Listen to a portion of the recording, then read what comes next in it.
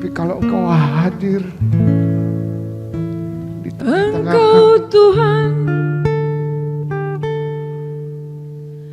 pengasih penyayang Engkau,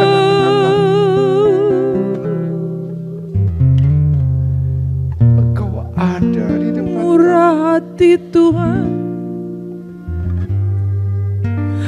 panjang sabar Tuhan, Maka hatiku hancur. kasihanilah aku, tolonglah aku,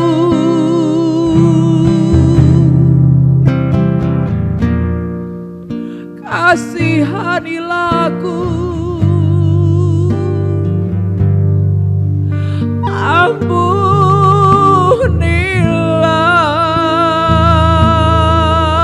Aku berseru padamu, ampunilah dosaku. Tuhan, Ya Tuhan, ampuni ampuni salahku Tuhan. Aku tidak dapat membayar hutang dosaku. Ampunilah aku. Sembuhkanlah aku.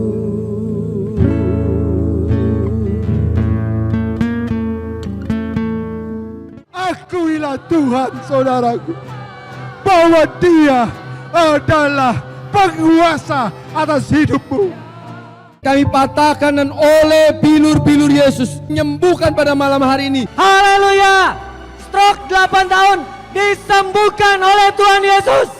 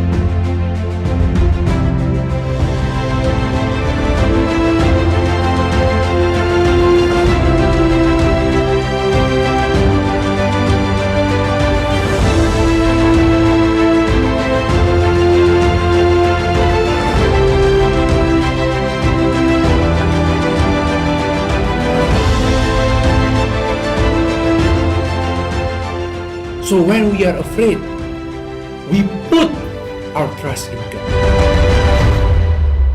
Jesus loves you and He hears you.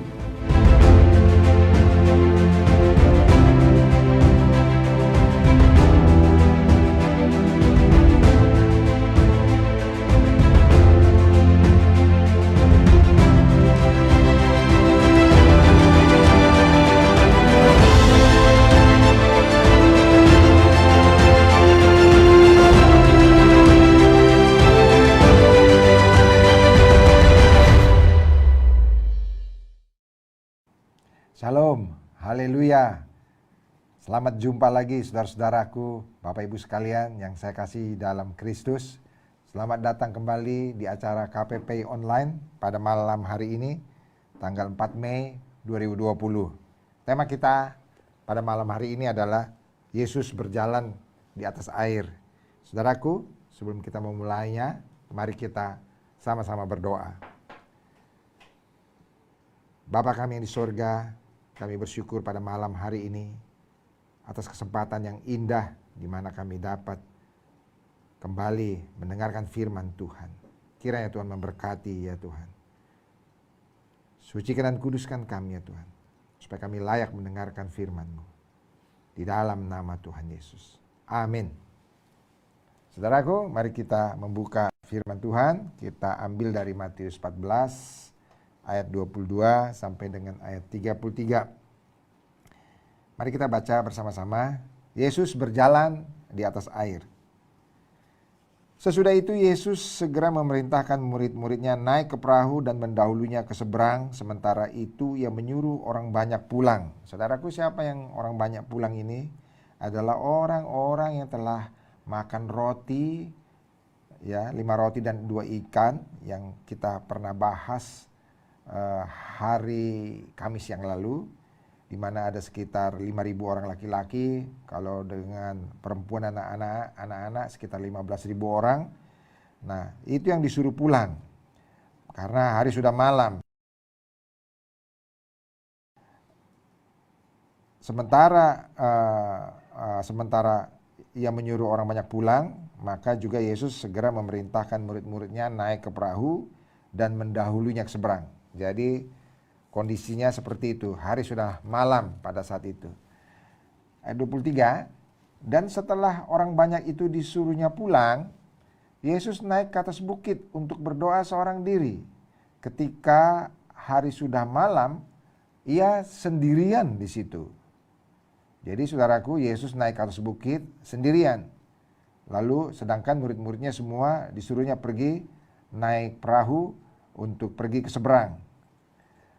Nah, saudara, ayat 24, jadi murid-muridnya sudah pergi, perahu murid-muridnya sudah beberapa mil jauhnya dari pantai dan diombang-ambingkan gelombang karena angin sakal. Saudaraku, murid-murid sudah pergi, sudah beberapa mil jauhnya dari pantai. Taruhlah sekitar 3 mil atau sekitar 5 kilometer. Tetapi apa yang terjadi? Perahunya diombang-ambingkan gelombang karena angin sakal. Angin sakal artinya apa, saudaraku? Angin yang bertolak belakang. Jadi sementara mereka mendayung ke depan, tapi dari depan ada angin. Sehingga memang benar-benar berat, saudaraku sekalian. Sehingga kondisinya memang sangat sulit. Belum lagi angin, gelombang, dan tengah malam pula. Nah, kira-kira jam 3 malam, datanglah Yesus kepada mereka berjalan di atas air. Saudaraku, jadi setelah berjam-jam mereka mendayung, dan sudah beberapa mil dari pantai, saudaraku, sekitar 3 mil. Jadi mungkin sekitar 5 kilometer, saudaraku. Dan ini jam 3 malam, taruhlah mereka berangkat, bisa jadi mungkin jam 8 malam.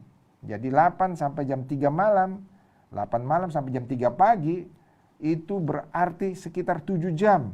Mereka sudah 7 jam mendayung, hanya sekitar 5 kilometer. Begitu berat, saudaraku sekalian. Memang berat sekali, sebab kalau jalan kaki saja, satu jam bisa 5 kilometer. Ini sudah 7 jam, hanya sekitar 5 kilometer, saudaraku sekalian. Nah, pada ayat 25, kira-kira jam 3 malam, datanglah Yesus kepada mereka berjalan di atas air. Berjalan di atas air, saudaraku sekalian. Ketika murid-muridnya melihat dia berjalan di atas air, mereka terkejut dan berseru, "Itu hantu!" Lalu berteriak-teriak karena takut. Saudara dapat bayangkan, sesudah berjam-jam di tengah laut itu, di tengah danau itu, dan mereka dalam kondisi kepayahan, di mana angin begitu keras, gelombang begitu tinggi, saudaraku sekalian, dan begitu kondisi gelap, sudah jam 3 malam, maka tiba-tiba mereka melihat Yesus berjalan di atas air. Padahal saudaraku, Yesus tadinya di bukit dan di daratan. Dan mereka sudah menempuh begitu lama di tengah danau itu. Tapi tiba-tiba mereka melihat Yesus berjalan di atas air. Dan ketika melihat itu, mereka malah ketakutan, malah berteriak-teriak, "Itu hantu!" Lalu mereka berteriak-teriak karena ketakutannya. Tetapi saya ulangi lagi, jadi ayat 26, ketika murid-muridnya melihat dia berjalan di atas air, mereka terkejut dan berseru, "Itu hantu!" Lalu berteriak-teriak karena takut. Tapi ayat 27 saudaraku, tetapi segera Yesus berkata kepada mereka, "Tenanglah, aku ini, jangan takut."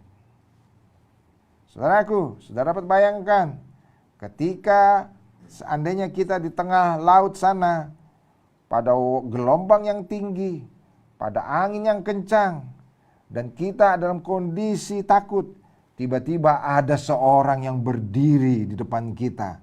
Saudaraku sekalian, mungkin kita juga sama seperti murid ini, ketakutan, siapa itu yang berdiri di tengah lautan sana? Dan kemudian kita mungkin berteriak-teriak ketakutan. Tetapi saudaraku, segera Yesus berkata kepada mereka, "Tenanglah, aku ini, jangan takut." Saudaraku, mujizat terjadi di mana Yesus dapat berjalan di atas air. Saudara, salah satu mujizat yang sering saya pikirkan terjadi yang luar biasa adalah Yesus berjalan di atas air. Bagaimana seorang manusia bisa berjalan di atas air? Itu satu hal yang tidak mungkin, saudaraku sekalian. Tidak mungkin. Tetapi dilakukan oleh Yesus. Dia berjalan di atas air. Karena dia lihat muridnya kepayahan. Muridnya semua sudah susah payah. Mendayung sedemikian rupa. Berusaha untuk maju. Tetapi hanya cuma sekitar 5 km dalam 7 jam, saudaraku sekalian. Dan akhirnya Yesus datang. Mau menolong mereka. Dan dia berjalan di atas air. Nah, saudaraku, dalam kondisi seperti ini, mari kita baca 28. Lalu Petrus berseru dan menjawab dia, "Tuhan, apabila engkau itu, suruhlah aku datang kepadamu berjalan di atas air." Petrus ini memang luar biasa, saudara. Dia sangat dekat sama Tuhan Yesus dan sangat cinta pada Tuhan Yesus. Apa yang Yesus lakukan, kadang-kala dia selalu ingin ikut bersama-sama. Sehingga ketika dia lihat di depan sana, di tengah lautan itu, ada Yesus yang berdiri di tengah lautan, maka dia begitu exciting. Dia katakan, "Tuhan, apabila itu engkau, suruh aku datang kepadamu. Aku mau juga berjalan di atas air seperti engkau." Kata Yesus, "Datanglah." Maka Petrus turun dari perahu dan berjalan di atas air mendapatkan Yesus. Wow, sungguh luar biasa. Bagaimana perasaan Petrus ketika dia berjalan di atas air. Saya bisa membayangkan dia begitu exciting, saudaraku sekalian. Nah, tapi ada masalah pada ayat 30. Tapi ketika dirasanya tiupan angin, takutlah ia dan mulai tenggelam. Lalu berteriak, "Tuhan, tolonglah aku." Segera Yesus mengulurkan tangannya, memegang dia dan berkata, "Hai orang yang kurang percaya, mengapa engkau bimbang?" Lalu mereka naik ke perahu dan angin pun redalah. Itu mujizat, saudaraku. Ketika Yesus naik ke perahu, angin pun reda, saudaraku sekalian. Dan orang-orang yang ada di perahu itu menyembah dia, katanya, "Sesungguhnya engkau anak Allah." Saudaraku sekalian, memang sesungguhnya Yesus adalah anak Allah. Siapa yang dapat berjalan di atas air? Siapa yang sanggup berjalan di atas air, saudaraku sekalian? Tidak ada manusia yang sanggup berjalan di atas air kecuali Yesus Kristus.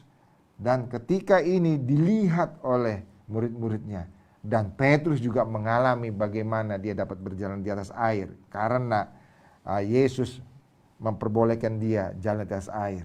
Saudaraku sekalian, mereka betul-betul takjub melihat kondisi yang ada. Dan ketika Yesus naik ke perahu itu dan angin pun reda, maka mereka semua yang ada dalam perahu itu menyembah Yesus dan berkata, "Sesungguhnya engkau adalah anak Allah." Saudaraku, memang Yesus adalah anak Allah yang dapat melakukan mujizat, saudaraku sekalian. Dia dapat berjalan di atas air. Dia dapat memberi makan 5.000 orang hanya dengan 5 roti dan 2 ikan. Kita sudah baca sebelumnya. Saudaraku, dia dapat melakukan mujizat itu. Dan ketika dia naik ke dalam perahu itu, maka semua orang yang dalam perahu itu menyembah dia dan berkata, sesungguhnya engkau anak Allah.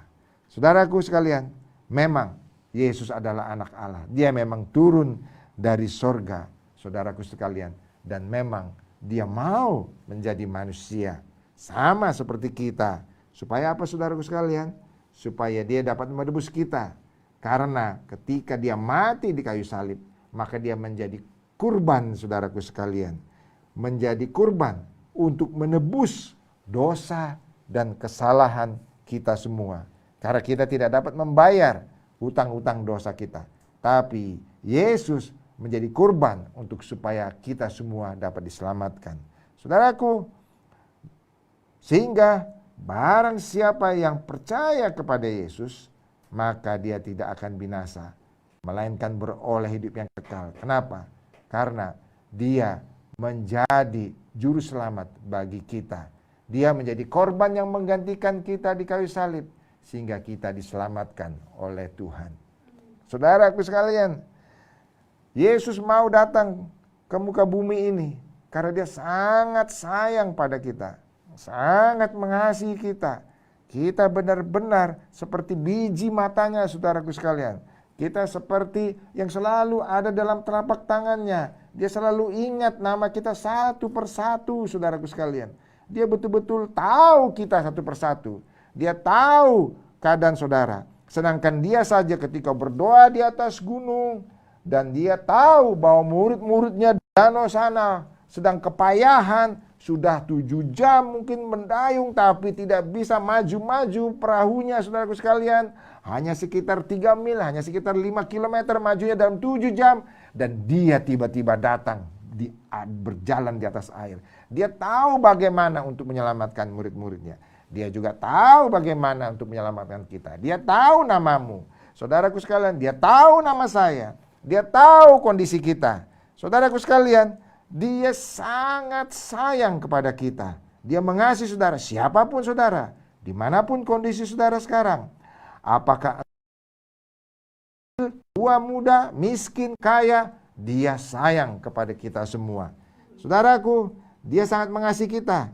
Mari saya akan bacakan satu ayat, beberapa ayat dari Matius 10 ayat 29 sampai 31 yang menunjukkan bagaimana Tuhan Yesus sangat sayang pada kita. Saya akan bacakan, saudara-saudaraku sekalian. Ini perkataan Yesus sendiri. Dia berkata begini, ayat 29. Bukankah burung pipit dijual 2 ekor seduit? Artinya apa, saudara? 2 ekor seduit artinya murah banget. Bahkan sampai zaman sekarang 2000 tahun yang lalu aja, sekarang aja burung pipit murah, apalagi 2000 tahun yang lalu. Jadi bukankah burung pipit dijual 2 ekor seduit? Murah. Murah sekali.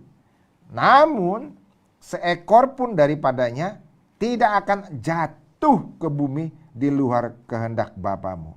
Jadi burung aja itu tidak ada yang boleh jatuh tanpa seizin Tuhan. Jadi kalau dia jatuh itu adalah di dalam pengetahuan Tuhan. Jadi tidak akan ada yang jatuh di luar kehendak Tuhan. Burung, saudaraku sekalian.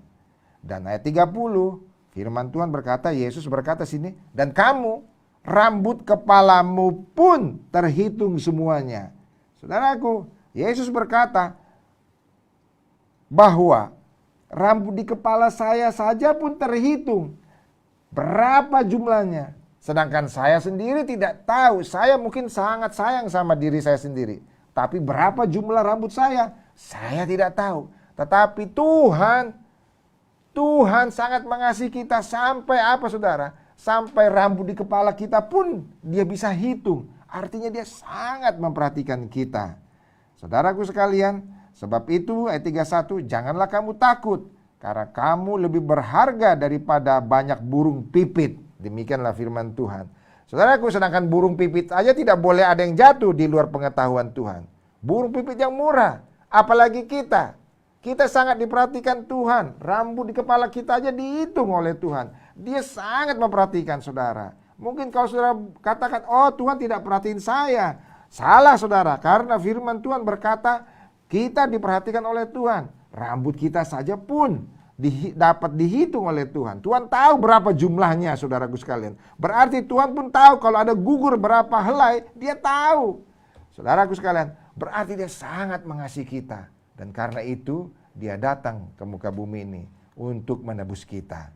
Saudaraku, itulah Yesus Tuhan. Dia mati di kayu salib untuk menebus dosa-dosa saya dan dosa-dosa saudara. Apabila saudara percaya kepada Yesus, maka firman Tuhan dalam Yohanes 3 ayat 16 berkata, karena begitu besar kasih Allah akan dunia ini, sehingga dikaruniakannya anaknya yang tunggal, supaya barang siapa percaya kepadanya, kepada Yesus, tidak akan binasa, melainkan beroleh hidup yang kekal. Ditebus dosanya.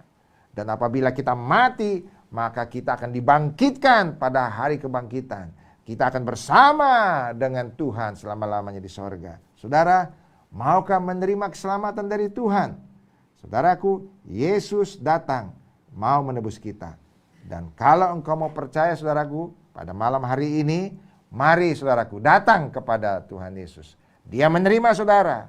Dia sangat mengasihi saudara. Sedangkan burung pipit saja dihitung sama Tuhan. Apalagi saya, apalagi saudara. Sangat diperhatikan oleh Tuhan. Mari saudara, siapa yang mau percaya kepada Tuhan Yesus, pada malam hari ini datang. Saya akan berdoa bagi saudara. Mari saudaraku sekalian. Tuhan Yesus, saya mau percaya kepadamu pada malam hari ini. Ampunilah segala dosa-dosa saya. Engkau menebus saya di kayu salib. Terima kasih Tuhan. Masuklah ke dalam hati saya. Dan tinggallah dalam hati saya. Mulai malam hari ini sampai selama-lama. Terima kasih Tuhan Yesus. Amin. Amin saudaraku sekalian. Nah saudaraku sekalian, kalau saudara percaya kepada Yesus, maka sesuai Yohanes 1 ayat 12, maka firman Tuhan berkata, siapa yang menerimanya, percaya padanya dan menerimanya, maka disebut sebagai anak-anak Allah. Karena itu kita memanggil Bapa kepada Bapa Allah kita yang ada di sorga. Saudaraku, saudara menjadi keluarga Allah. Selamat datang, saudara dikasihi oleh Tuhan. Dan saudaraku, pada malam hari ini, saya tahu beberapa dari saudara ada yang sakit, dan saudara mau disembuhkan oleh Tuhan. Percayalah, Yesus dapat menyembuhkan. Dia dapat berjalan di atas air. Dia dapat memberi makan 5.000 orang hanya dengan 5 roti dan 2 ikan. Dia dapat menyembuhkan Bartimeus yang berseru-berseru padanya orang buta itu, yang pengemis itu. Dia dapat menyembuhkan orang yang lumpuh. Bahkan dia dapat membangkitkan orang yang mati. Yesus dapat melakukan mujizat. Jadi saudaraku sekalian, kalau engkau mau percaya, maka Yesus pun dapat menyembuhkan saudara pada malam hari ini. Firman Tuhan berkata dalam Yesaya 53 ayat 5, bahwa oleh bilur-bilurnya kita menjadi sembuh. Saudaraku, percayalah kepada Tuhan Yesus. Dia dapat menyembuhkan saudara. Apapun sakit saudara. Mungkin saudara sakit kanker, stadium 4, dan saudara sulit untuk disembuhkan lagi. Tetapi percayalah saudaraku, pada malam hari ini, kalau engkau berdoa, sungguh-sungguh minta pada Tuhan, Dia dapat menyembuhkan engkau. Mungkin engkau sakit COVID-19, saudaraku sekalian, dan belum ada obatnya sampai sekarang. Tapi percayalah, kalau pada malam hari ini, saudara sungguh-sungguh berdoa, maka Dia dapat menyembuhkan saudara. Demikian juga kalau saudara ada sakit-sakit yang lain, entah apapun itu, entah jantung, entah paru-paru, atau perut, atau sakit apapun pada kepala saudara, telinga saudara, mata saudara, apapun sakit penyakit, tetapi Yesus dapat menyembuhkannya. Boleh bilur-bilurnya kita menjadi sembuh. Nah, saudaraku sekalian, barang siapa yang mau disembuhkan oleh Tuhan, mari saudaraku, saudara taruh tangan saudara pada tempat di mana saudara sakit. Kalau saudara sakit pada mungkin kanker dan ada pada payudara saudara, saudara tumpangkan tangan di dada saudara. Atau mungkin saudara sakit pada mata saudara, saudara jamah mata saudara. Kalau saudara sakit COVID-19, saudara taruh juga di dada saudara, berdoa dan percaya Yesus dapat menyembuhkan saudara. Saudara, mari kita berdoa.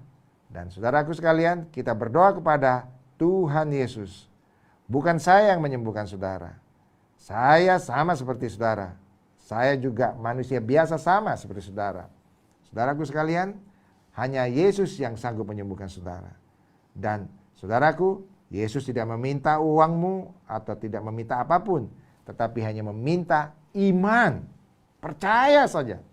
Percaya saja. Sehingga apa yang pernah terjadi 2000 tahun yang lalu, kesembuhan yang terjadi, maka itu akan terjadi bagi saudara. Sebab Yesus tetap sama, dahulu, sekarang, dan selamanya. Kuasanya nggak pernah berubah. Sampai hari ini, dia tetap menyembuhkan. Dan saya sudah menyaksikan ratusan kesembuhan yang terjadi, saudaraku sekalian. Dan dia pasti menyembuhkan saudara.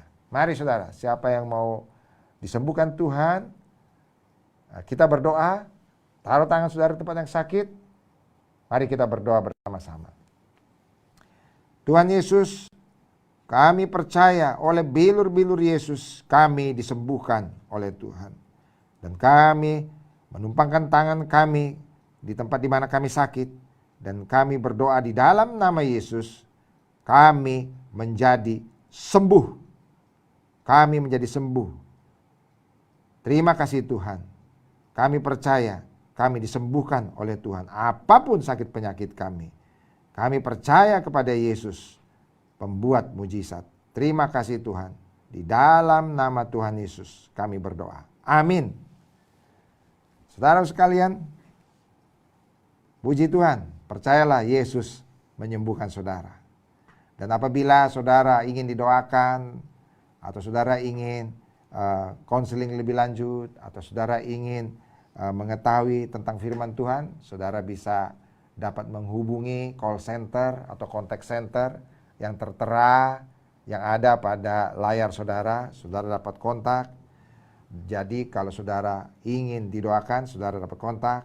Atau kalau saudara juga mau menyaksikan kesembuhan saudara, saudara menyatakan saya sudah sembuh, saudara juga bisa kirim ke call center atau contact center dan memberitahukan bahwa saya sudah sembuh. Saudaraku sekalian, puji Tuhan, kita akan mengakhiri kebaktian kita pada malam hari ini, saudaraku sekalian. Kiranya saudaraku, pada masa-masa sekarang ini, di mana kita pada kondisi yang masih stay at home, saudaraku, kami selalu berdoa supaya saudara-saudara semua ada dalam keadaan baik-baik di dalam rumah masing-masing. Dan tetap mari kita ikuti aturan pemerintah, di mana kita senantiasa selalu cuci tangan, kita pakai masker kalau kita keluar rumah, juga jaga jarak dengan orang lain, dan jaga kesehatan tubuh kita. Saudaraku, terima kasih. Tuhan memberkati kita semua, Tuhan memberkati bangsa kita, Tuhan memberkati kita semua.